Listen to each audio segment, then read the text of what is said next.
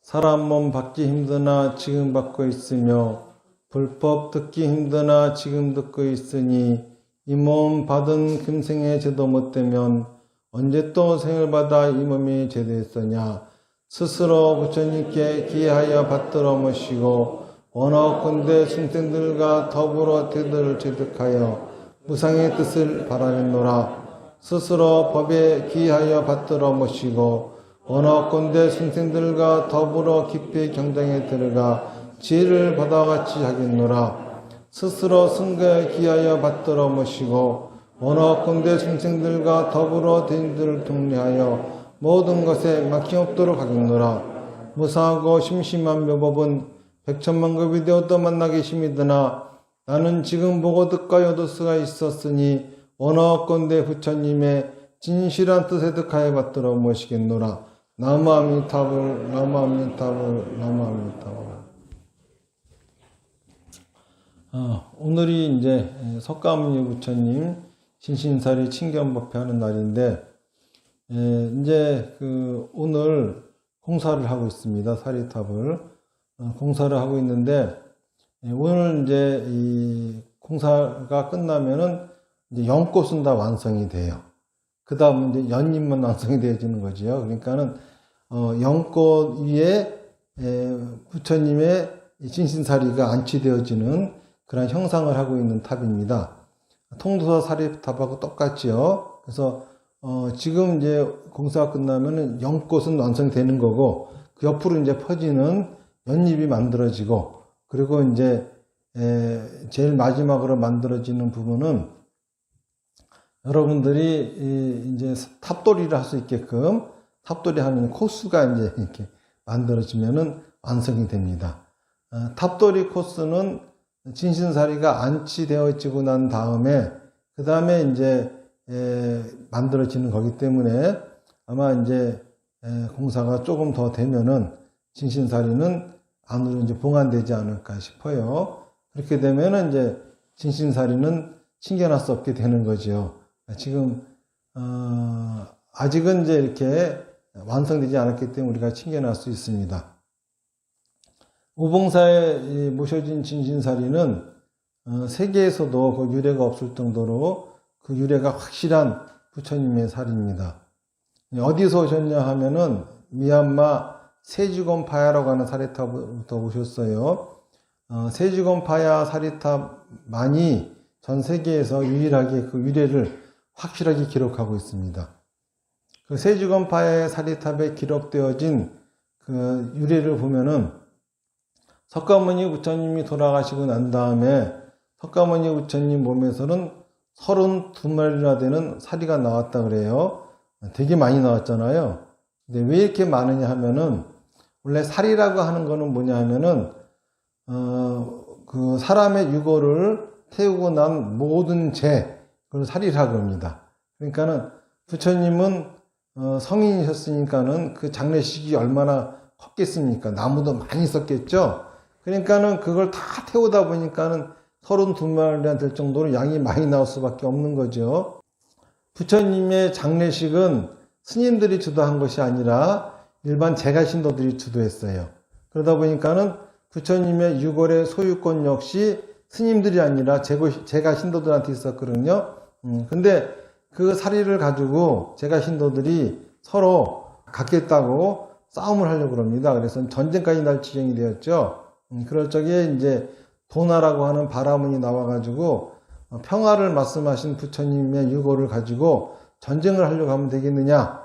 그래서 중재해가지고 8개국으로 아주 그 대등하게 배분되어졌다 그러죠. 이제 여기까지가 이제 경전에 기록되어진 내용인데 그 다음 스토리가 그 세주건파야에 나와 있죠. 그 당시에 진신사리를 가지고 분쟁을 일으켰던 분은 마가다국의 왕 아사세 왕이었어요. 아사세 왕이 처음에는 자기 아버지인 빈바사라 왕을 죽이고 왕위를 찬탈했었거든요. 그래서 빈바사라 왕은 부처님이 아주 독실한 시봉이었죠. 그래서 빈바사라 왕과 그 부인이 거의 그 부처님의 교단에 기부함으로써 교단을 갖다가 발전시킨 거죠. 그런데 이 아사세 왕은 아버지를 죽이고 시한 까닭에 불교를 배척했었습니다. 하지만 나중에 크게 참여하고 다시 이제 불교에 귀해서 아주 그냥 맹렬한 불교의 신봉자가 되었었는데, 이분이 이제 부처님의 진인사리를 가져가려고 그랬던 거예요. 근데 마가다국은 아주 큰 나라였거든요. 지금 같으면 이제 미국처럼 큰 나라죠. 막대한 나라가 그 사리를 다 혼자 가져가려고 하다 보니까 이제 분쟁이 났던 건데, 어쨌든간 그 당시에는 8개국으로 배분되어졌는데 이 아사세 왕이 비밀리에 밀사를 보냈다 그래요. 그래서 이제 8개국 그 왕들한테 부처님의 진신사리가 이교도들에게 의해서 훼손당하는 걸 원치 않으니 다 돌려주시오. 회수를 했다고 그럽니다. 회수를 해가지고 기사고산 어딘가에 숨겨놨다 그래요. 그런데 이제 그 이후 인도 전역을 통일한 아쇼카 왕이 등장을 합니다. 이 왕이 이제 또 정복 전쟁에서 자기가 죽인 그 사람들의 비참한 모습을 보고 크게 참여하고 전쟁을 멈추고 불교에 귀의를 하지요. 그러면서 이제 부처님의 가르침을 전 세계에 퍼뜨리려고 9개 나라로 그 전도단을 파견합니다. 그러면서 이제 진신사리를 들려가지고 보내려고 하는데, 석가모니 부처님 진신사리가 있다고 하는 사리탑들을 다 열어보니까 사리가 하나도 없는 거예요. 거기다 있는 줄 알았는데 진신사리가 하나도 없는 겁니다. 그래서 이제 도대체 이게 어떻게 된 일이냐 그러고 수소문을 하는데 아무도 그 진신사리 행방을 알 수가 없었어요. 아사세 왕이 아주 비밀리에 회수해가지고 아무도 모르는 데서 숨겨놨기 때문에.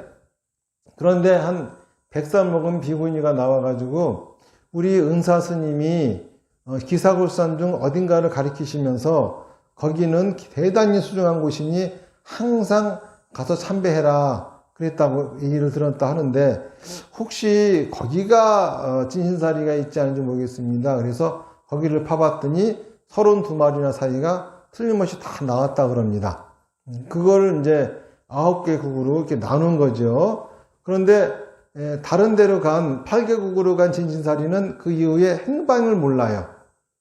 거기까지 갔는데 어떻게 됐다고는 행방이 없습니다.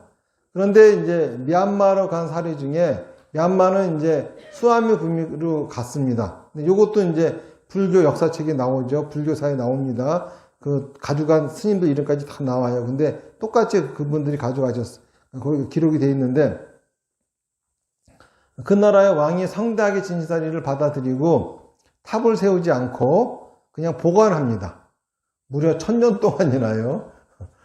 자기들 왕실의 보물로서 보관하죠. 그러니까 다른 데는 그 진신사리가 오치니까 탑을 세우고 막 이러고 막 나눠주고 하는 바람에 행방을 모르게 됐는데, 이 왕은 욕심이 많으니까는 자기가 가지고 이제 그 대대로 그 왕실의 보물로서 이렇게 내려보낸 거죠. 이제 그거를 알고 이웃 나라에 아주 사이가 나쁜 왼수지간의 나라가 있었는데, 그 나라의 왕이 그 자존심을 굽혀가면서 진신사리가 있다고 하는데 다 한 번만 친견 좀 하게 해달라 그랬더니, 아주 그냥 매몰차게 너희들 같은 야만족이 무슨 진신사리를 친견하려고 하느냐, 이 진신사리는 우리처럼 고귀한 이들이나 볼 수 있는 것이다 이러면서 이제 내몰아칩니다. 그러니까는 화가 나겠죠. 그래서 이웃나라 왕이 군대를 끌고 와가지고 그 나라를 다 멸망시켜 버려요. 그리고 왕은 포로로 잡아가고 진신사리는 뺏어가지고 바간이라고 하는 데 갔다가 사리탑을 세우죠. 이게 세지곤 파야입니다. 거기서 오신 진신사리인데, 이렇게 부처님의 그 진신사리가 유래가 확실한 곳이 없어요.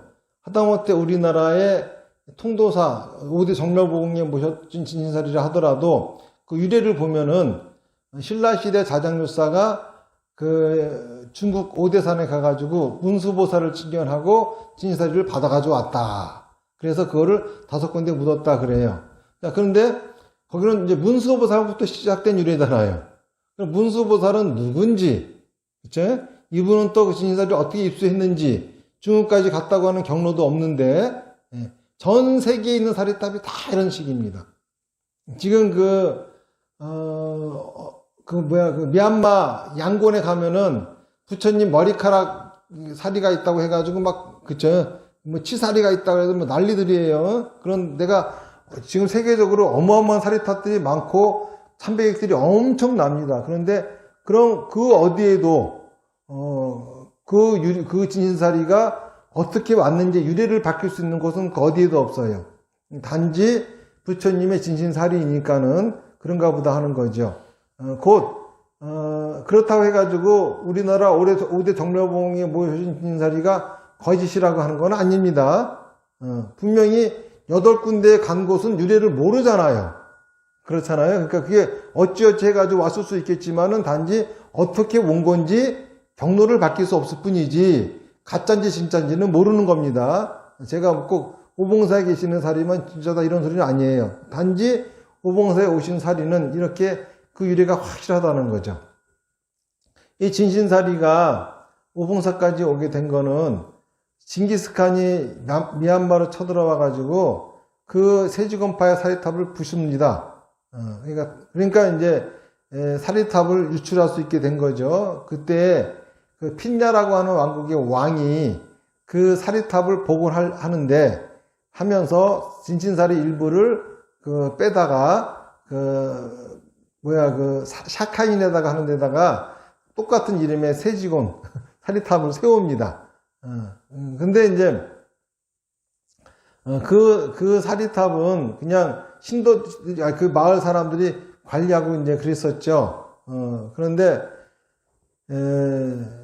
그 사리탑이 지진으로 무너집니다.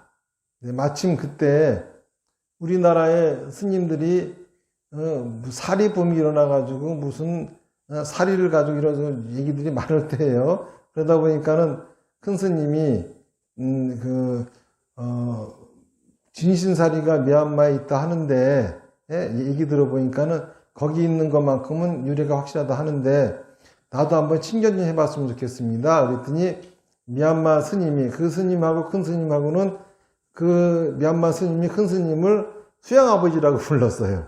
굉장히 존경하고 따랐던 분인데 그분은 이제 일본에 미얀마에서 파견되어진 일본 상주 스님이었거든요. 근데 그 스님이 이제 큰 스님이 그런 말씀 하시니까는 그런 말씀 하지 마시라고. 사리탑을 부셔야 그걸 볼 수 있지. 예? 그렇게 볼 수 있는 거 아니라고. 그러면서 요즘에 사리가 많던데 그랬더니 저거는 다 가짜예요. 가면 그 사리들을 팝니다. 그런 거는. 그리고 누가 사리를 돈 주고 사고 파고 합니까? 그러면서 이제 이렇게 그런 거 아니라고 하셨대요. 그래서 이제 볼 수 없나 보다 그랬는데 그 스님이 미얀마로 가셨는데 그 미얀마에 거주하는 절에 그 스님이 거주하는 절에 주지 스님이 그 샤카인에 있는 사리탑의 관리인이었어요. 관리 대표여서 그 큰 스님의 말씀을 전하니까는 지금 사리탑이 지진으로 무너져서 지금이라면은 친견이 아니라 들릴 수도 있다고. 그래가지고 88년이 올림픽을 했는데 88년 말쯤에 이제 미얀마하고 우리나라하고 국교 수교는 돼 있었지만은 그 상주 대사관이 우리나라에 없었어요. 근데 그때 처음으로 미얀마 상주 대사관이 생기면서 미얀마 쪽에서는 한국으로 보내는 선물이라고 하는 입장으로 그리고 또 그래서 대사하고 그 스님하고 해가지고 진신사리를 모시고 나왔죠. 그래서 이제 진신사리를 모시게 됐는데 우리나라 조계종 원로 큰 스님 중에 강석조 스님이라고 계세요. 여러분들 아시는지 모르겠지만은 유명한 스님이죠. 그 석조 스님이 하도 우리나라 스님들이 사리를 가지고 자꾸 법회해가면서 신도들을 몰고 다니니까는 마음이 안 좋으셨어요. 그래서 그 스님도 그 미얀마 가셔가지고 여기에는 진신사리가 있다고 하는데 좀 한국으로 좀 배분해 주십시오. 그러니까 도대체 스님 왜 그러십니까? 그랬더니 사정을 얘기하면서 우리나라 불교 신자들이 좀 불쌍합니다. 그 스님들한테 이 놀아나는 게. 그래서 내가 좀 그걸 갖다가 법회를 하려고 합니다. 그러니까는 아유 스님 말 같지 않은 소리 하지 마시라고. 그 사리탑을 부셔야지 드리는데 우리나라는 불교 국가예요. 그런데 그걸 부셨다가는 대못합니다. 말이 안 됩니다. 그러면서 그냥 가시라고. 근데 그러면서 스님은 도대체 어디서 오셨습니까? 그러더래요. 그래서 한국에서 왔다 그랬더니 그 종교국에서 한국은 갔어요. 이건 진짜 유래가 확실한 진사에 갔습니다. 그러니까 언제 갔냐 그랬더니 이제 얘기를 하고 그 말을 듣고 그 서원사라고 하는 절에 사례 모셔 있을 적에 글로 이제 칭견하러 오셨어요. 칭견하러 오셨는데 오시고서 이제 칭견하시고 난 다음에 큰 스님한테 사실 5대 정멸봉옥에 모셔진 진신사리도 유래는 확실하지 않지 않습니까? 그런데 이 사리는 유래가 확실하니 여기다 모실 게 아니라 5대 정멸봉옥에다 모십시다. 그래서 그러자고. 명분이 되니까는 통도사가 어디고 다 나누자고. 이제 그러니까 그렇게 결심을 하시고 큰 스님이 주무시는데 큰 스님 꿈속에서 갑자기 방문이 벌컥 열리더니 그러니까 생시하고 똑같더래요. 광경이 열리더니 머리가 허연 할아버지가 쓰셔가지고 소리를 지르면서 내가 너한테 온 뜻이 있는데 감히 니놈이 나를 갈기갈기 찢으려고 하느냐 하면서 고함 소리가 들려가지고 깜짝 놀라서 잠에 깨셨는데 그 광경이 생시나 꿈이나 똑같고 그 노인네만 없는 상황이라서 가슴이 벌렁벌렁거리고 무서워가지고 그래가지고 정신을 못 차리시겠더래요. 그래서 이제 놀란 가슴에 저희 책상에 이렇게 앉아 계시는데 문득 보니까는 저기에 그 사전이 보이더래요. 불교 사전지. 그래서 그냥 아무 생각 없이 탁 펼쳤는데 부처님 80종호라고 하는 항목이 나오더래요. 뭐 그런가 보다. 그러고 이제 또 사전을 또 한 거 이제 마음 진정하려고 사전 또 하나 꺼내가지고 딱 펼쳤더니 거기도 부처님 80종호라고 하는 똑같은 페이지가 펴지더래요. 이거는 우연이 아닌 것 같은데 혹시 80과인가 해가지고 헤아려 봤더니 진신사리가 80과가 딱 맞더래요. 이것도 참 우연이다 싶은데 이제 80종호라고 하는 게 뭐냐 하면은 부처님의 모습을 80가지를 얘기한 거예요. 그래서 눈의 모습은 어떻고 귀의 모습은 어떻고 코의 모습은 어떻고 이런 거거든요. 근데 그 숫자대로 나와 있으니까는 그 숫자를 이렇게 보고서 그러고 난 다음에 진신사리를 그 색깔과 모양별로 이렇게 구분해 봤대요. 그랬더니 그 숫자 딱 맞더래요.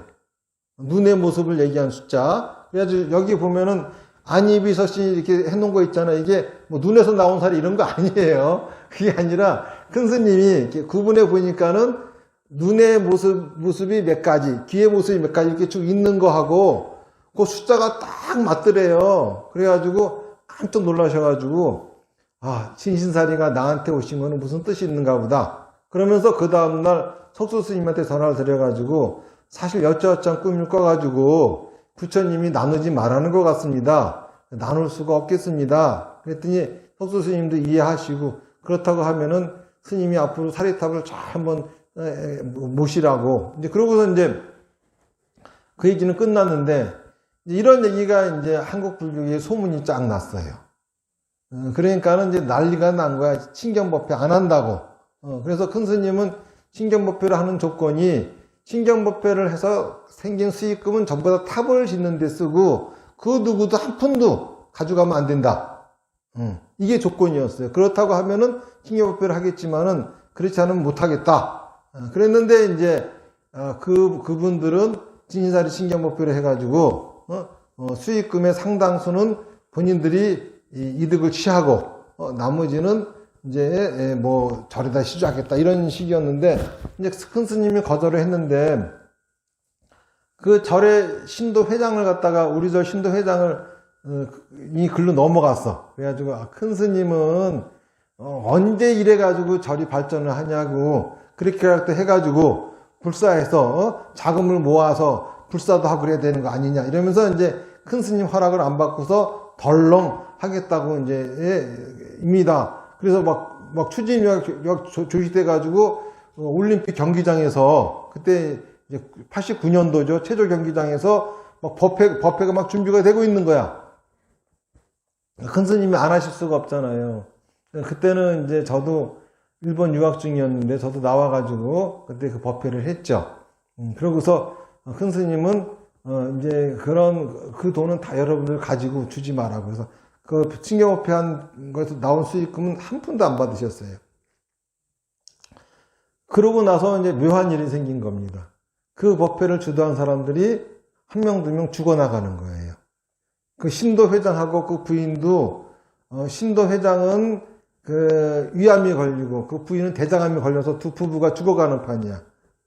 그래서 큰 스님이, 지금 그 오봉사를 복원을 해야 되니 시주 좀 하시라고, 돌아가시려면 좀 하시라고 그랬더니 그분이 참회를 하면서 1억 5천을 시주하셨어요. 그래서 저 아래에 있는 건물들이 그때 그거 가지고 지어진 거거든. 그런데 그분은 돌아가시고 그분의 부인은 대장암이 이제 그 말기인가 그랬는데도 불구하고 살아나셨어요. 그래서 이제 얼마 전에 돌아가셨는데, 그리고 그 외에 다른 분들도 그 당시에 그거 했던 주도했던 분들은 다 돌아가셨어요. 그래서 큰 스님이 이거 큰일 났다 싶어가지고 이제 금고에다 진사리를 넣어두고 다시는 신경법회를 안 했습니다. 그래서 아무한테도 공개를 한 적이 없죠. 이제 그러다가 이제 제가 서원사 주지할 적에 서원사를 이제 새로 짓느라고 절을 다 부시고 새로 짓느라고 진신사리를 서원사에 둘 수 없으니까 오봉사를 모셨습니다. 그래서 큰 스님이 오봉사 당신 방에다가 진사리를 모시고 계셨어요. 그랬다가 이제 제가 서원사를 이제 내놓고 오봉사로 이제 왔지요. 그러고 나서 큰 스님 방에 있던 진신사리를 이 법당으로 옮겨가지고 지금 저는 법당에다 이제 모시게 되었습니다. 그런데 사실 서원사에서 오봉사로 올라온 것도 상당히 안 좋은 사건이 있어가지고 제가 의절하고 올라온 거거든요. 그런 일도 생기고, 그리고 또 이 오봉사에 와가지고 제가 어떻게 오봉사 좀 발전을 시키려고 노력하는데 노력은 되지는 않아요. 어쩌면 그렇게 뭐가 막는 것처럼 되는 일이 하나도 없습니다. 제가 너무 힘이 들다 보니까는 부처님 앞에 기도를 했습니다. 나는 정법을 피는 사람이고 삿대기 하지 않는데 주변 사람들이 오봉사가 어려운 게 스님이 정법을 피기 때문이라고. 이제 그러면서 이제 나를 비난하고 막 이렇게 하니까 제가 나는 정법만 피는 사람인데 이런 사람을 어렵게 하면 부처님이 쓰겠습니까? 그러면서 이제 그 기도를 하니까는 갑자기 소리가 들리는 거예요. 어떤 소리가 들리냐 하면은 완벽한 게 어딨니? 너는 그게 문제야. 내가 뭘 완벽하게 하려고 했나? 한번 생각해봐도 그렇다 해가지고 다른 스님들처럼 점치고 부적 쓰고 불교 같지도 않은 거 떠들고 싶지도 않고 그러려면 내가 중을 그만두면 그만두지 나는 조금 더 삿대거나 불법에 어긋나고는 하고 싶지가 않아요. 그러니까 뭐 그거 가지고 그러나 부처님도 그런 식인가 이제 그런 생각도 들고 도통 그 뜻을 모르겠어요. 그러다가 점점 더 어려워지니까는 이제 부처님한테 또 기도를 했습니다. 그랬더니 지금 사리타 세우는 자리에 텐트를 세워놓고 텐트를 세워놓으니까 사람들이 와서 거기다 시주를 합니다. 저기다가 조그맣게 법당 차려놓으면은 절이 잘 되는 것 같다. 그래가지고 텐트를 법당 채우고 불상까지 딱 갖다 놨어요. 지금 여기 계신 저 부처님 거기다 갖다가 딱 올려놨습니다. 그랬더니 바람이 불어 크게 텐트는 날아가 저 멀리 날아가는데 신기하게도 부처님은 그대로 서 있어.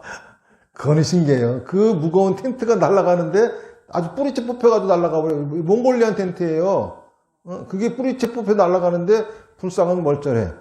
그러더니 또 그 자리에 번개가 치더니 나무가 쫙 갈라져요. 그래서 야, 나무가 번개 맞으니까 잘 되겠다 이제. 잘 되긴 무슨. 점점 더 죽을 일밖에 안 생겨. 그러다가 이제 큰 스님 열반에 드시고 그 큰 스님을 수양 아버지라고 모시는 그 미얀마 스님이 이제 나를 보러 왔어요. 와가지고 하는 말이 서진 스님이나 큰 스님이나 다 공부 많이 하신 분이고 어디 내놔도 손색 없을 정도로 큰 스님들인데 두 분에게 이런 일이 생기고 그리고 이렇게 어려운 이유는 진신사리 탑을 세우지 않아서 그렇습니다. 그러면서 그 얘기를 해주는 거예요. 그 전에 그 사리탑을 세우지 않고 갖고 있던 그 나라가 멸망한 이야기며 또 그 지진으로 무너진 사리탑 무너지니까는 그 사리를 갖다가 그 동네 사람들이 보관하다가 그 동네에 계속 나쁜 일이 생기니까는 막 신도들이 사리탑 복원하려고 막 시중 모으고 막 다 같이 기도하고 하니까 복권에 당첨됐어요. 그래서 그 복권 가지고 사리탑을 이루고 났더니 좋아진 얘기라든지 그리고 또 그 진신사리를 가지고 세주건파이를 세운 그 나라는 미얀마에서 가장 강대한 통일국가를 이룬 그러니까 미얀마 초대 통일국가입니다. 그러한 국가를 세워가지고 중국을 한테도 있잖아요. 조공을 받을 정도로 그렇게 큰 나라를 만들었던 그런 얘기 하시면서 사리탑을 세우라는 거라. 그래서 진신사리라고 하는 거는 저한테는 뭐 이렇게 뭐 칭견법배 한다는 등 이런 의미가 없어서 저한테는 원래 부처님 가르침에도 진신사리 가지고 뭐 칭견해라 뭐 해라 이런 거는 없잖아요. 단지 저한테는 나의 스승이신 석가모니 부처님의 유골이기 때문에 나는 존경하는 마음을 표해서 최대한 정성껏 크게 사리탑을 만들어 드리고 싶다 라고 하는 생각밖에 없기 때문에 사세가 형편없으니까는 사리탑을 세울 형편이 안 되잖아요. 그러니까는 이제 그거를 차일피일 이제 밀었었죠. 그런데 오봉사는 사세가 좋아지니까요 날이 갈수록 안 좋아지는 거야. 막 그냥 다들 신도들은 주지 스님이 너무 고지식하고 정법 타령하느라고 저를 다 망가뜨린다고. 그리고 그러면서 이제 모든 원망만 돌아오지 도대체 되는 일이 하나도 없어요. 점점 이제 저는 하고 싶은 꿈이 있었는데 이 오봉사 때문에 발목을 묶여가지고 못하니까는 어쨌든간 이제 무당한테 가서 굿이라도 할 심정이다 보니까는 일단은 내가 점치고 부적 쓰지 말라고 하지만은 무당한테 좀 찾아가야 될 판이야 나도 지금 하도 죽겠으니까. 그래가지고 진짜 무당한테 가서 점치고 굿하는 심정으로 그 사리탑을 만드는데 그래도 함부로 할 수는 없어가지고 우리나라에서 제일 잘된 사리탑이 통도사잖아요. 그러니까는 통도사 사리탑처럼 하자. 그리고 통도 사리탑의 이 가운데 부분만 사리를 넣을 수 있는 가운데 부분만 제작을 해가지고 사리를 거기다 진사리를 모셨어요.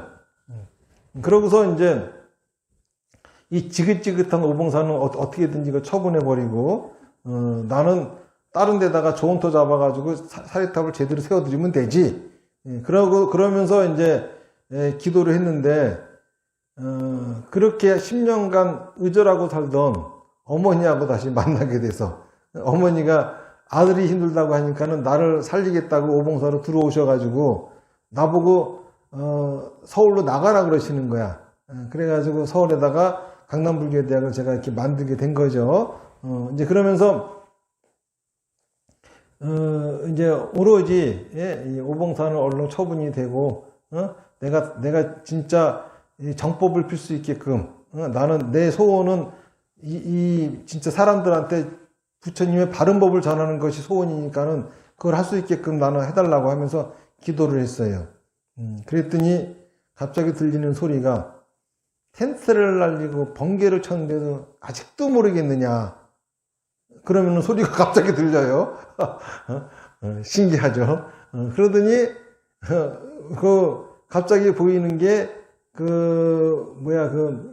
김정일이 하고 김대중 씨 만나는 모습, 그리고 김정일이 죽는 모습, 그리고 김정은이하고 문재인이 만나는 모습, 이런 모습이 딱 보이는 거예요. 이거는 뭐 갑자기 뜬금없는 뭐 이런 건가 혼자 그러면서 이제 그 뜻을 몰랐죠. 그러다 혹시 진신사리하고 뭐 연관이 있지 않겠느냐 생각해 보니까는 서원사에서 오봉사로 진신사리가 올라온 게 그게 이제 저희 그 김대중 씨하고 김정일 씨가 만나고 난 1년 후 그 날 왜 외우냐 내가 그 날짜를 알고 있냐 하면은 저를 부수느라고 공사 시작했거든요. 그러니까 알고 있는 거예요. 그리고 큰 스님 방에 있던 진신사리를 여기다 모시는 날 그때 김정일이가 죽은 날이에요. 어떤 데가 어떻게 아냐 하면은 어떤 여자 둘이 무당이 그러더래. 오늘 북쪽에 있는 어느 절을 생긴 절을 가면은 굉장히 중요한 행사를 하고 있을 터이니 거기 가가지고 그 기운을 받고 오라고. 그래가지고 웬 여자 둘이서 그것도 뭐 큰 행사한 것도 아니고 그냥 스님들끼리 그냥 뭐 옮기고 이런 거 한 거지 뭐 신도들 불러놓고 행사한 적도 없고 알린 적도 없고. 그런데 그분들이 와가지고 뭐 거기다 나무 신고 돌아다니면서 하는 소리가 오늘 김정일 씨가 죽었어요. 그러니까 아는 거지. 아 그랬냐고. 그 기억을 하는 거야. 그리고 또 저기다 사리탑을 세우고 유고를 딱 부처님의 진사리를 안치시키고 난 1년 후 그날. 그날은 저 사리탑에 돈을 보내줬으니까는 이게 남아있는 거야. 그날 문재인 씨하고 저희 그 김정은 씨가 만난 날이야. 그래서 이게 뭔지 모르지만 그 진신사리가 오신 게 우리 민족을 통일시키려고 오셨는갑다. 사리탑만 완성되면 통일이 되겠구나. 이렇게 해가지고 이제 영상을 만들어서 통일을 염원하시는 분들은 시주를 동참을 하시라. 그래서 이제 영상을 이제 만들어가지고 이제 했어요. 그러다 보니까는 모금이 되긴 되는데 금액이 적어. 어느 세월에 모일지 모르겠어. 그래가지고 이러려고 이 불사를 시켰나 싶은 생각이 들어서 부처님을 좀 원망하는 마음으로 기도를 했더니 오봉사에 있는 신도들 4사람이 이렇게 떠오르면서 갑자기 이런 소리가 들려요. 저들을 구원하라. 내가 보기에는 나 욕하는 주동자들이야. 그래서 부처님한테 진짜 해대도 너무한다고. 정법을 피는 나한테는 저희 그 부모하고도 이 의절하게 만들어 놓지를 않나.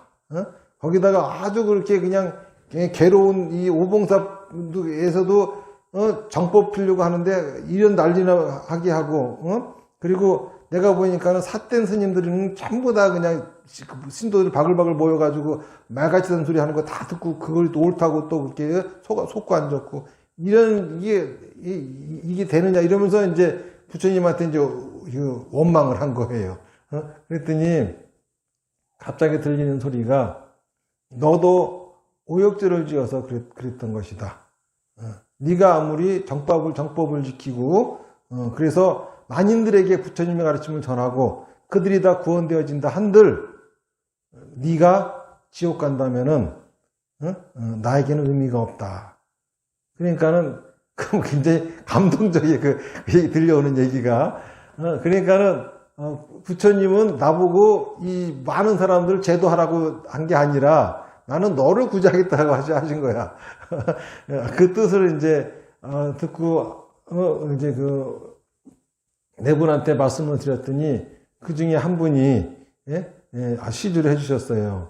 그래가지고 이제 기초 공사를 해야 되니까는 이제 사리를 다시 꺼내야 되잖아요. 꺼내는 김에 꺼내서 이제 얼른 이제 이 진신사리는 아무 요물이기 때문에 얼른 집어넣어야 되겠다. 그래서 해가지고 이제 그래서 이제 신경법회하고 얼른 넣으려고 그랬어. 기초 공사하려고 꺼냈으니까는 그래가지고 이제 신경법회를 딱 시작하니까는 신기한 일이 생겼어요. 시작하자마자 트럼프가 갑자기 한국으로 왔어. 그리고 바로 그 다음날 판문점에서 김정은이를 만나더라고. 신기하잖아요. 갑자기 예상치도 못했던 일이 갑자기 생겨난 거야. 그러고서 이제 진신사리를 이제 신경법회 끝나면 이제 모시려고 했더니 마지막 오늘처럼 그렇게 사마타를 하고 기도를 하고 있는데 그런 소리가 들리는 거예요. 아직 안치하지 마라. 내가 만나야 될 제자들이 있다. 그러시는 거예요. 그러니까 다 만나면은 들어가시겠다는 거예요. 그러더니 성문이 팍팍 열리면서 타발을 단 병사들이 한도 끝도 없이 쏟아져 나오는 영상이. 뭔가 우리나라의 그 부호가, 그리고 또 신심이 뛰어난 그 불교신도 아니면 스님들이 오셔가지고 시주를 하시겠구나 생각해가지고 이제 그 불교신문에 내고 전국 사찰에 가다가 아주 그냥 편지를 보내고 광고를 내고 아무도 안 와. 누가 오가? 맨날 오는 사람들이 없는 사람들이야. 그냥. 내가 봐도 내가 도와줘야 될 사람들이지. 다 죽어가는 사람들만 이렇게 모여와. 나중에 알게 된 거죠. 부처님이 만나시고자 했던 분은 그런 사람들이 아니라 진짜 부처님의 가피가 필요했던 분들을, 그러니까 들어가시기 전에 중생들을 많이 이 구제하시고 들어가시길 심상이었던 거예요. 그래서 이제 그 한 달에 한 번씩 지금처럼 진시다리 신경법회를 이렇게 쭉 하기로 하고 지금도 계속 이렇게 법회를 하고 있는 겁니다. 그런데 이 진신사리, 왜 진신사리가 큰 스님하고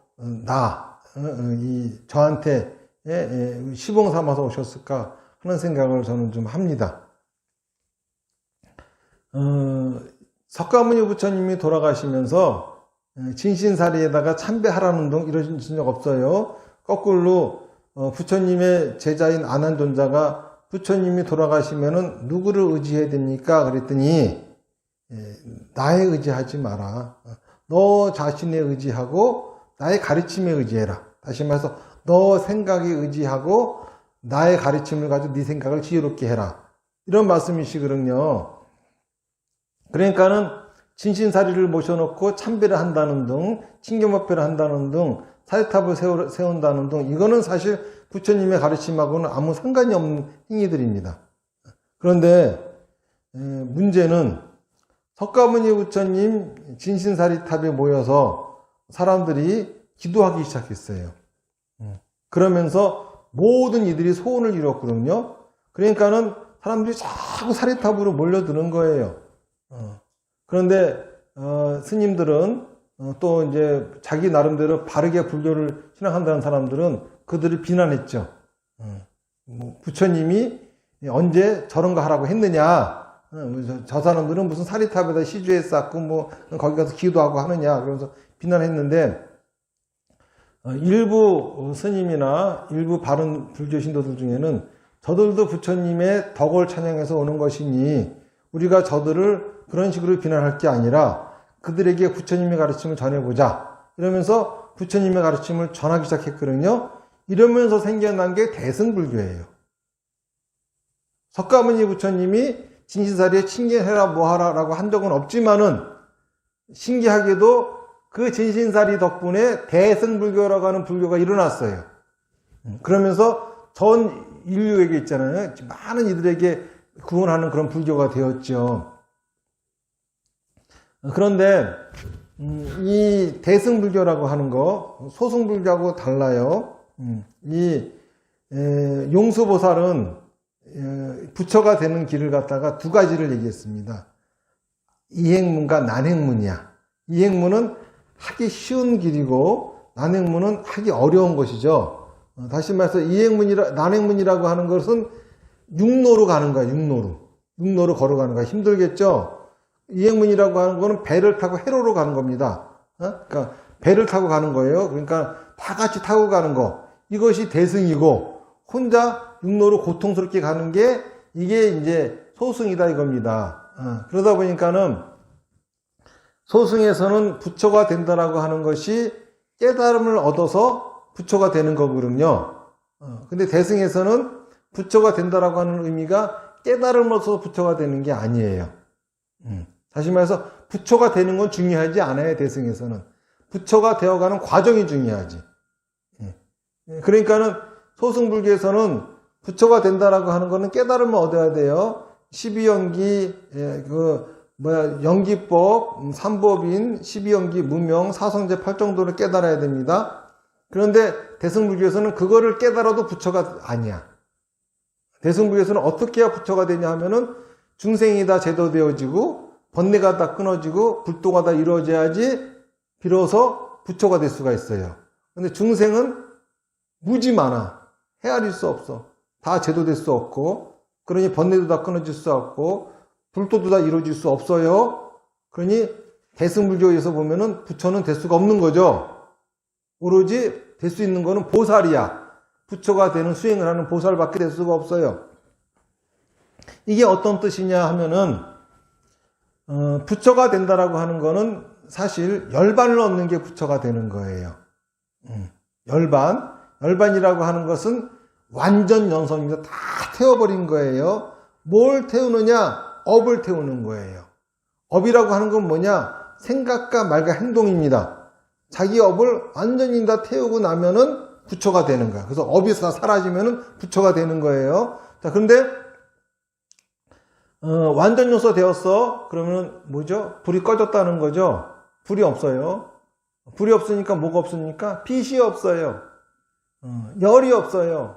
열이 없으니 춥죠. 빛이 없으니 어둡죠. 어둡고 추운 게 이렇게 좋아? 그런데 완전 연소 중일정에는 빛이 있고 열이 있어요. 너무 좋죠. 환하고 뜨끈뜨끈합니다. 얼마나 좋아요. 그러니까는 대승불교에서는 우리가 부처가 되려고 하는 이유는 이 완전 연소하는 삶을 살려고 그러는 거야. 다시 말해서 업을 완전 연소하려고 하는 거예요. 이제 이렇게 달라요. 그리고 대승불교하고 소승불교의 삼보가 달라요. 삼보라고 하는 거는 부처님과 부처님의 가르침과 스님이에요. 소승불교에서의 부처님은 석가모니 부처님 한 분만을 인정합니다. 그리고 경전도 아함경, 미카야, 아가마, 요 경전만 부처님이 경전이고 나머지는 인정하지 않아요. 그리고 스님도 오로지 비구승이에요. 비구스님만 스님이야. 그런데 대승불교는 달라요. 대승불교의 부처님은 재불열입니다. 대승불교에서는 깨달음을 얻은 진리를 깨달은 자가 부처가 아니라 그에게 그를 깨닫게 해준 진리가 부처님이야. 그러니까 재불열이가 된 거예요. 그리고 경전도 8만대장경이 대승불교의 경전입니다. 스님도 보살승이에요. 비구승이 아니에요. 그런데 처음에 중국으로 불교가 전래되어질 적에는 대승불교가 전래되어졌어요. 근데 중국 사람들은 이거를 도교인 줄 알고 받아들인 거야. 도교. 다시 말해서 황제와 그들 기록에 나와요. 황제와 노자가 서쪽으로 가서 오랑캐가 되어 그 이름을 석가라하였다. 이래. 그러니까는 그 사람들은 이게 도교야, 도교인 줄 알고 받아들였어요. 그러면서 불은 재불열에, 법은 팔만대장경을 읽으면서 승은 비구승을 했네. 그러니까 당연히 계율이 맞지가 않겠죠. 계차법을 만들어가지고 어느 때는 계를 지키고 어느 때는 계를 파하라. 또 이 계율이 어려우니까 또 율종까지 만들어, 율종. 이런 식으로 해가지고 이제 뒤죽박죽을 만들어놨어요, 불교를. 그런데 뒤죽박죽 만든 그 불교를 바르게 잡으려고 하는 시도가 있었습니다. 언제인 줄 아세요? 신라시대예요. 우리나라에서 있었던 일입니다. 누가 하셨는지 아세요? 원효 스님이에요. 원효 스님인 여러분들이 파괴 행위를 하고, 그쵸? 막 그렇게 돌아다녔다 하지만 그게 아니라 원효 스님은 승려의 소승의 그 승려상, 비구승에서 보살승의 모습을 보여준 거야. 스님은 보살승이 돼야 된다. 자기가 깨달음을 얻는 것이 아니에요. 보살은 뭐냐면 상구보리 하와 중생이야. 위로는 보리를 구하고 아래로는 중생을 제도하는 거야. 그러니까 누가 한단 말이 깨닫지도 못했는데 어떻게 중생을 구해? 그러니까 먼저 깨달아야지. 웃기지 말아요. 하와 중생이 곧 상구보리라. 대승불교에서는. 중생 제도하는 것이 곧 보리를 구하는 겁니다. 자리이타, 원만입니다.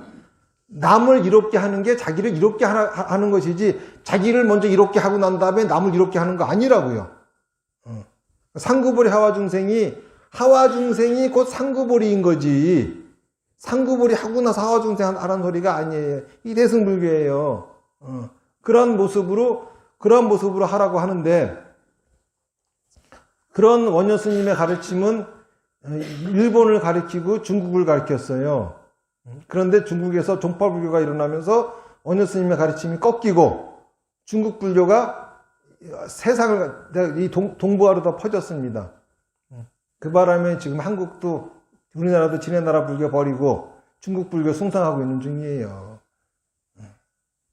그래서 다시 말해서 원효 스님이 만들어 놓으신 진짜 대승불교, 그러니까 원효 스님도 대승불교를 완성하지 못하고 돌아가신 거예요. 큰 스님하고 저의 꿈이 뭐냐? 그 원효 스님이 이루지 못한 꿈을 마저 이루어 드리는 거예요. 대승불교를 완성하려고 하는 게 우리들의 꿈입니다. 비구승이 아니라 보살승, 다시 말해서 자기의 깨달음을 구하는 게 아니라 중생 제도하는 거로 하는 거죠. 그러다 보니까는 업장소멸 프로그램이라고 하는 것까지 제가 개발하게 된 거예요. 생각이 오로지 거기만 몰두해 있다 보니까는. 제가 그 서원사 주지할 적에 그 스님들은, 신도들이 뭐가 일이 안 된다 그러면은 기도하라고 하잖아요. 근데 나는 그것만 하면 안 될 것 같아. 그래서 시장 장사하는 분한테는 같이 시장 장사도 해보고, 예? 술집 하시는 분한테는 술집까지 같이 나가가지고, 같이 거기 일하게 하면서 이 사람이 왜 장사가 안 되나, 이렇게 이제 연구를 했었는데, 사실 아무리 좋은 방법을 가르쳐줘도 사람들은, 그쵸? 내가 얘기해준 대로 한다고 하지만 사실은 자기가 하고 싶은 대로 다 하더라고. 그래서 일어날 방법을, 지혜를 줬는데도 불구하고 결국은 자기가 하던 습대로 망한 대로 가더라고. 이게 왜 그럴까 봤더니 업장인 거야. 생각과 막연된 장애가 있었던 거예요. 그거를 살펴보니까는 부처님의 가르치면은 그거를 진단하고 치유하는 방법이 있더라고요. 그래가지고 그런 거로 이제 만들어내게 된 거죠. 어쨌든간 진신사리가 오봉사에 오시고, 왜 내가 온 뜻이 있는데 감히 네가 나를 발길발길 찌르려고 하느냐라고 하는 거는, 그쵸? 대승불교를 완성하려고 하는 꿈이 저희 큰 스님과 저에게 있었기 때문에 저한테, 저보고 그걸 이루라 해가지고 오신 게 아닌가 싶은 생각이 들어요. 그래서 저는 여기에 진신사리탑이 완성이 되면은, 지금 대승불교도 사실 완성되지는 못했어요. 인도에서도 그렇고 어디에서도 그렇고 완성되지, 미완성인 채로 끝났던 운동이에요. 예? 마지막 있잖아요. 보살 스님들이 비구승이 아니라 보살승으로 바뀌어야지만이 대승불교는 완성이 되고, 그래야 비로소 대승불교가 중생을 구제할 수 있는 힘을 얻게 됩니다. 이거를 이러한 일이 우리나라에서부터 시작되지 않을까. 이 오봉사에서부터 이 대승불교의 완성이 시작이 되어지면서 이것이 전 세계로 뻗어가지고 전 인류를 구제할 수 있는 그러한 토대가 되지 않을까 싶은 생각입니다. 아마 진신사리는 그러한 뜻을 이루시고자 오봉사로 오셨고, 그리고 큰 스님이나 저나 그런 꿈을 가지고 있었기 때문에 이 보잘것 없는 중을 선택해 주신 게 아닌가 싶은 생각이 들어요. 우직하게 단지 할 줄 아는 거는 정법 지키는 거에는 할 줄 몰라요. 신도들이 마음에 들어 하든지 말든지, 49제도 쓴 내 방식이야. 본인들이 좋아하든지 말든지, 정법이 아니면 하기 싫어요, 저는. 그리고 진짜 그 하는 모든 행위에는 상거래상의 어떤 그런, 그쵸, 경제 활동이 있으면 안 돼요. 진짜 이 신도들, 참 고약한 신도들은 뻑하면은 절 살림 걱정합니다. 하지 마세요. 절은요, 탁발하면서 먹고 사는 겁니다. 그쵸? 중생도 구원하지 못하면 굶어 죽는 거예요. 절이 공공한 이유는 중생 구제 안 하기 때문입니다. 그렇죠? 구제되어진 중생은 없는데 왜 큰 절들이 있어야 되는 거야? 안 그렇습니까? 중생들이 구제되어져 가지고 절이 커져야지 되지 않겠습니까? 그렇기 때문에 여러분들은 절 살릴 걱정하지 마시고 여러분들이나 잘하세요. 여러분도 신앙생활 잘하세요. 여러분 살림살이 걱정하세요. 무슨 말인지 아시겠습니까? 절은 부처님이 알아서 하십니다. 절에 오는 거는 내가 절에다 뭐를 바치려고 오는 거 아니에요. 절에 봉사활동 하러 오는 거 아니에요. 제가 그 전에 저기 어디야 의정부 교도소 거기에 이제 종무로 있을 적에 조계사 신도들이 절을 갖다가 좀 보좌한다고 따라다니는 사람도 있었어요. 그러면서 하는 말이 아이고 그 조계사 노보살들 참 욕심들이 많아. 떡 하나 더 받아가려고 그러고 말이야. 설거지라도 하고 좀 이거 뭐 하지 소리 흉을 보더라고. 그래가지고 내가 그분들은 떡이라도 받아갔지. 당신들은 뭘 받아가는 중이요 도대체? 신도도 흉보는 것밖에 더 해 지금. 절은 받으러 오는 것이지 주러 오는 것이 아니야. 무슨 말인지 아시겠습니까? 절에 왔으면은 뭘 받아갈지 생각을 하라고. 떡을 받아갈지, 복을 받아갈지, 다른 지혜를 받아갈지, 부처님의 가르침을 받아갈지 선택하고 오세요. 떡을 받아갈 사람은 떡만 가져가면 돼. 근데 그 떡 하나 더 가져가려고 욕심 부린다고 욕하는 사람들은 그쵸? 죄만 짓고 가는 거야. 무슨 말인지 아시겠습니까? 내가 복 받고 싶으면은 내가 봉사하고, 그쵸? 내가 보시하고 내가 휴자하면 되는 거 아닙니까? 왜 남을 가지고 흉을 봐? 안 그래요? 내가 바른 가르침 듣고 싶으면은 졸지먹고 정신 바짝 차리고 스님 하는 얘기 듣든가. 그쵸? 그리고 진짜 행복해지고 싶으면 하라는 거 하든가. 이러면 되는 거야. 받으러 오는 거죠. 어쨌든 간, 오늘 이제 공사를 하고 있는데, 진인사리탑이 상당히 오늘 하고 나면은 이 봉오리가, 꽃봉오리가 완성되기 때문에 좀 보기가 근사할 겁니다. 그리고 아마 저것이 완성이 되어지면은, 이 오봉사를 중심으로 대한민국이 중심이 돼가지고 전 세계에 부처님의 가르침이 널리 퍼지고 대승불교가 그쵸? 전 세계 인류를 구제하는 날이 오지 않을까 싶은 게 제 생각입니다. 오늘 얘기는 여기까지 하고 혹시 뭐 궁금하신 거 있으세요? 업은 생각과 말과 행동이에요. 누구나 다 업은 많아요. 업 없으면 큰일 납니다. 그리고 이거를 아셔야 돼요. 선업을 지으면은 복을 받아요. 악업을 지으면은 벌을 받습니다. 그렇잖아요. 그런데 선업을 짓고 싶어도 연이 닿지 않으면 지을 수 없어요. 악업을 짓기 싫어도 연이 닿지 않으면 안 지을 수 없어요.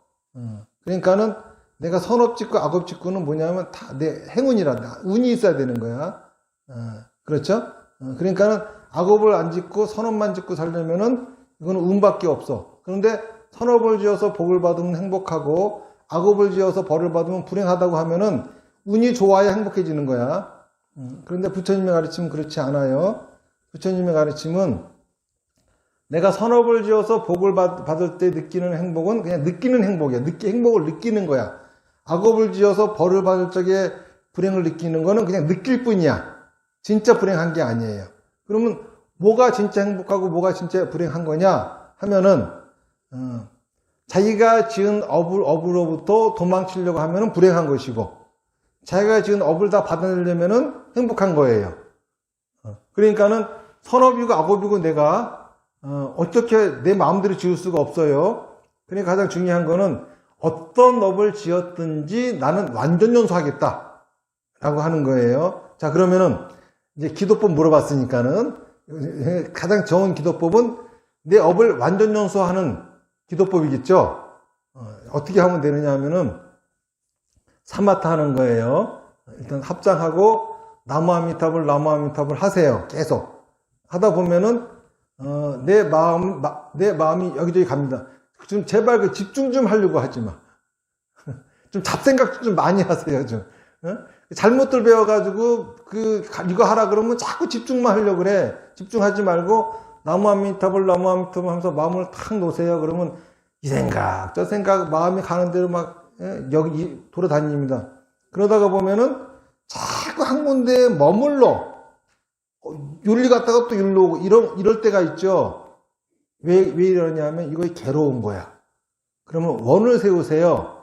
이 괴로운 문제 해결하고 싶다고. 그러면 원력이 생기는 거야. 간절할수록 원력이 크고 간절하지 못한 원력이 없는 거예요. 그 다음에 두 번째, 그러고 난 다음에 법문을 들으세요. 그러면은 내 원을 이룰 수 있는 지혜가 생겨요. 꼭 스님이 하는 얘기가 나 들으라고 하는 소리 같이 들려요. 그럼 지혜가 생깁니다. 그 다음에 그 원을 이루려면은 내 지혜로운 생각을 말하고 행동해야 되겠죠. 말하고 행동하지 않으면 아무것도 현실이 되지 않아요. 생각만 해가지고 현실이 안 됩니다. 그렇죠? 아무리 결심한다고 되지 않아요. 담배 끊겠다고 맨날 결심해도 안 끊어져요.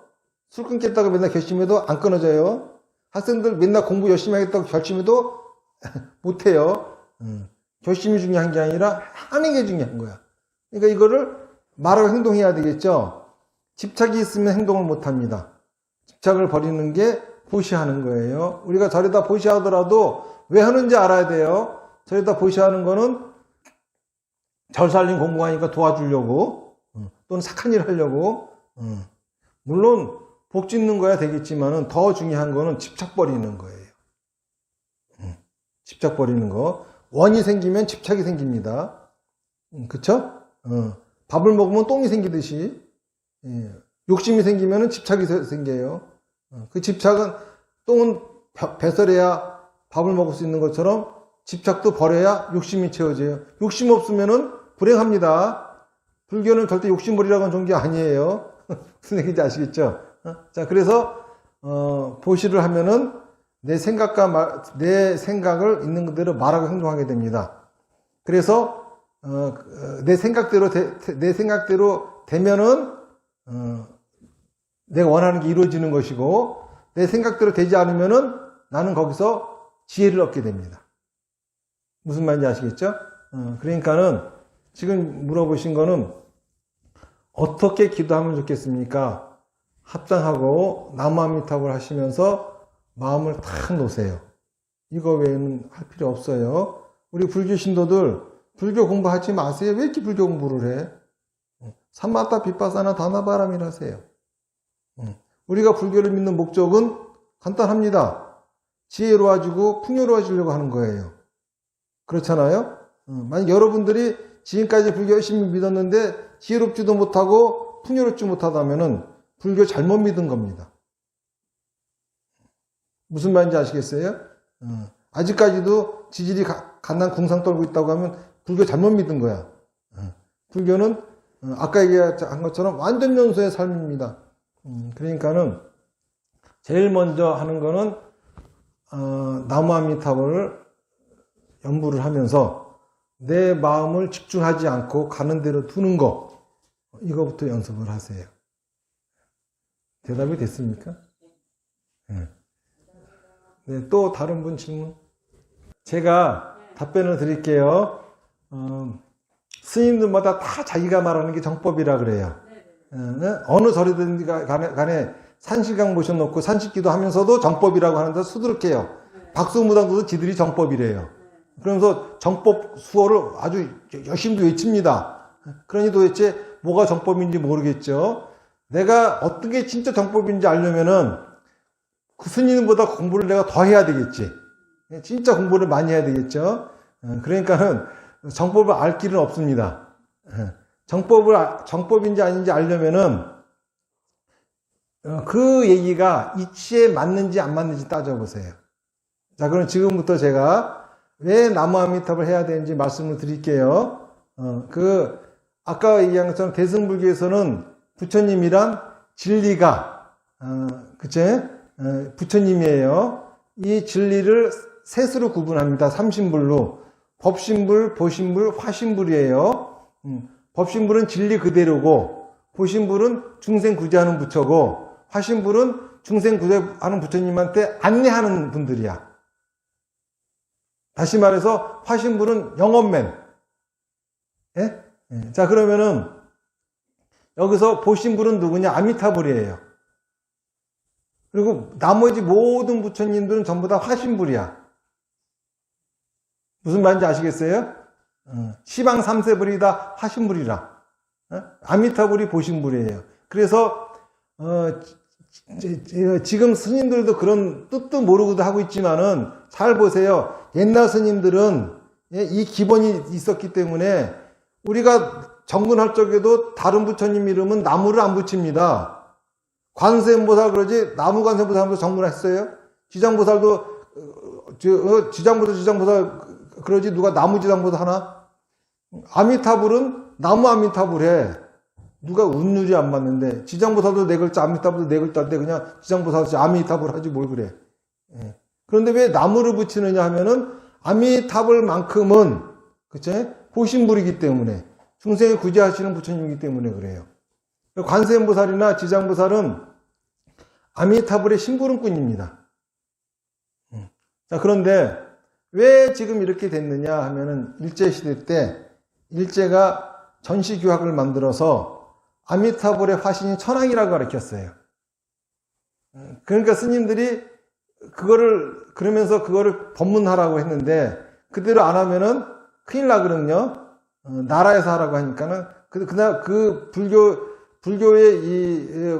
불교를 통제하는 법이 있었어 그때는. 불교재산관리법이라고 해가지고 정부에서 뺏어버립니다. 불교재산을 다 정부가 뺏었어. 그러니까 시킨 대로 해야 되는 거야. 그런데 배알이 꼴리니까는 아미타불도 관세음보살 없으면 찍도 못 써. 나무 아미타불 관세음보살 이러다가 아미타불 팽개쳐버리고 이제 관세음보살만 불러. 그러다 보니까는 야 전공에 따라 이게 달라야 돼 이러면서 또 이제 지장보살 찾고 약사를 찾고 아미타불 한 분만 부르면은 알아서 다 갑니다. 그리고 부처님 도량이 하나지 지장도량이 어디 있고 관음도량이 어디 있고 무슨 도량이 어디 있어. 이게 말이야 되는 소리입니까 그게? 도량은 무슨 도량이야. 부처님 도량은 부처님 도량 하나지 왜 거기에 여러 가지가 붙어. 안 그렇습니까? 부처님 계시는 곳에 지장보살 관세음보살 다 있지. 부처님은 내팽개치고 관세음보살이 왕노릇하는 거야 거기다? 지장보살이 왕노릇하고? 그 시건만 관세음보살 지장보살 아니야 그러면? 안 그렇습니까? 부처님 심부름 하는 사람 그런 위치에 있는 분들이 그쵸? 도량을 만들어 가지고 자기 혼자 눌러앉는다고 하는 게 대법이라는 짓입니까? 부처님 심부름해야지. 그러니까 그래서 무슨 지장도량, 관음도량 그런 이상한 소리들 하지 말아요. 미타도량 이런 게 어디 있어? 다 미타도량이야. 다 거기에 석가모니 부처님 계시고 다 거기 관세음 지장보살님 다 계셔. 신중도 거기 다 있고. 무슨 말인지 아시겠습니까? 어딘가에 다 있는 거지. 그런 식으로 도량 구분하지 말아요. 스님들 근기가 아니라 스님이 아니란 소리야 그. 제대로 불교를 모르고 하는 소리죠. 어떻게 불교를 믿는 사람들이 그쵸? 제대로 된 부처님의 가르침이 체계가 있는데 그거는 무시해버리고 자기들 생각대로 자기들 상상으로 말을 해 상상으로. 그러면 안 됩니다. 그렇죠? 불교는 공부도 하고 상상으로 얘기하면 되는 거 아니야 그렇게. 딱 돼 있어요 불교는. 삼신불이 딱 돼 있고 그 중에 보신불이 아미타불이고 나머지는 화신불이라. 그렇기 때문에 그 어떤 부처님에도 정근할 적에 나무를 안 붙이는 거예요.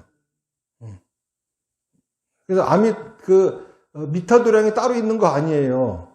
그리고 아미타 부처님 계시는 곳에는 다 계셔. 거기에는.